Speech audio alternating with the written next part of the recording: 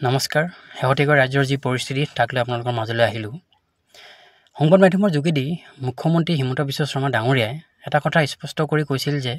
বীৰ লাচিত সেনা নামৰ যি সংগঠনটো বন্ধ কৰিবলগীয়া হ'ব পাৰে এইটো খুব দুৰ্ভাগ্যজনক বিষয় কোনোবা এজন সৈনিকে ভুল কৰিছে এটা সংস্থাৰ যদি কোনোবা সৈনিকে বা সদস্যই ভুল কৰে বা এটা দলৰ কোনোবা নেতাই ভুল কৰিছে বা এখন ঘৰৰ কোনো এজন সদস্যই ভুল কৰিছে সেই বুলি ঘৰখনৰ মুৰব্বীজন বা ঘৰখন বা এটা দলৰ নেতাসকল গোটেইসকল বা মুৰব্বীসকল বা গোটেই দলটোৱেতো দায়ী নহয়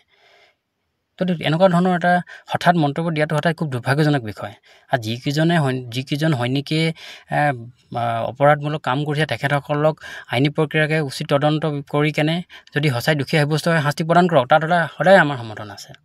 কিন্তু গোটেই সংস্থাটোক এটা দুখ জাপি দিয়াটো সঁচাই খুব দুৰ্ভাগ্যজনক বিষয় আৰু সেইটো হিমন্ত বিশ্ব শৰ্মাই একথা স্পষ্টকৈ জানে যে যিটো সংগঠন বীৰ লাচিত সেনা সেই লাচিত সেনাকে এটা সময়ত হিমন্ত বিশ্ব শৰ্মাই বাবা দিছিল যেতিয়া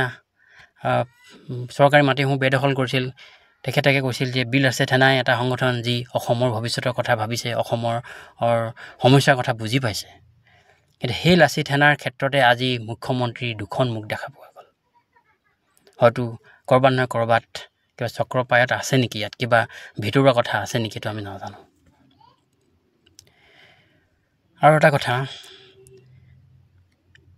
বজৰং দল নামৰ এটা দলে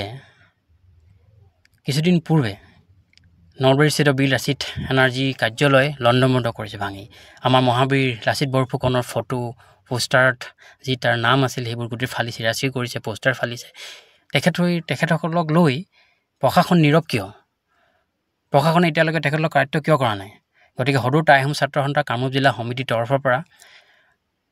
আহ্বান জনাইছোঁ অতি সোনকালে তেখেতসকলক কাৰ্য কৰিব লাগে আৰু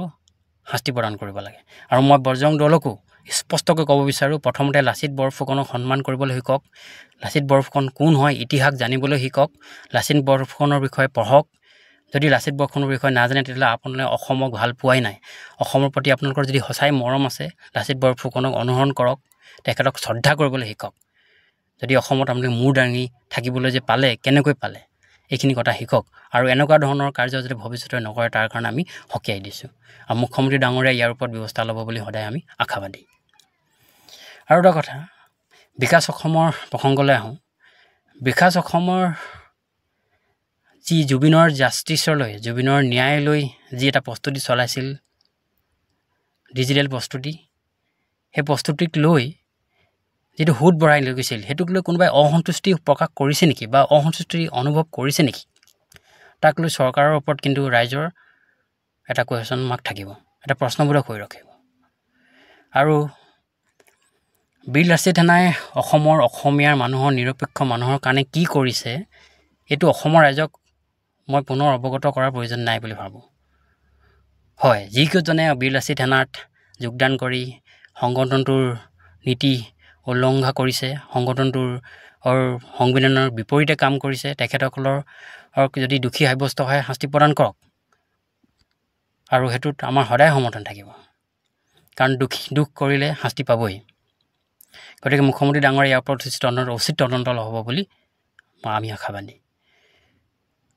আৰু জুবিন দাৰ ক্ষেত্ৰত যি ন্যায় অসমৰ ৰাইজে সন্মানীয় মুখ্যমন্ত্ৰী ডাঙৰীয়াৰ ওপৰত যি আস্থা ৰাখিছে যি বিশ্বাস ৰাখিছে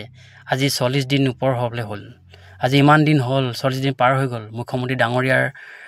যি কথা ন্যায় দিমেই বুলি যি কথা দিছিল সেই কথাৰ ওপৰত বিশ্বাস কৰি এতিয়াও অসমৰ ৰাইজে মুখ্যমন্ত্ৰীৰ বিশ্বাসক লৈ জীয়াই আছে গতিকে মুখ্যমন্ত্ৰী ডাঙৰীয়াক সদৌ টাই আহোম ছাত্ৰ সন্থা কামৰূপ জিলা সমিতিৰ তৰফৰ পৰা আহ্বান জনাইছোঁ অনুৰোধ কৰিছোঁ যাতে অতি সোনকালে জুবিন দাৰ মৃত্যুৰ লগত যিকেইজন সাঙুৰ খাই আছে তেখেতসকলক পানী নহৰকা তদন্ত কৰি অতি সোনকালে শাস্তি প্ৰদান কৰক আৰু অসমৰ ৰাইজে আপোনাক যেনেকৈ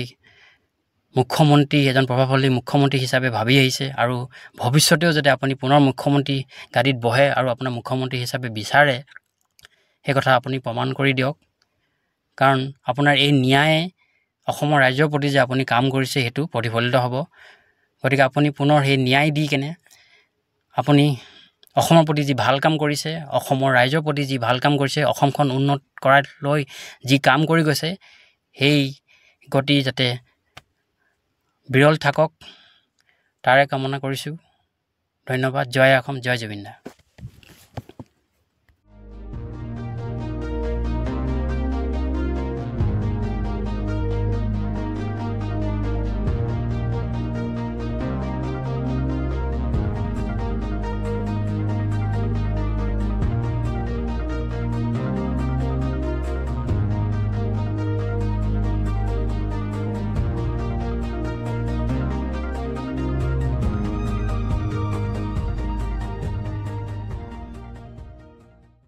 Stay informed, stay ahead. News NE 365.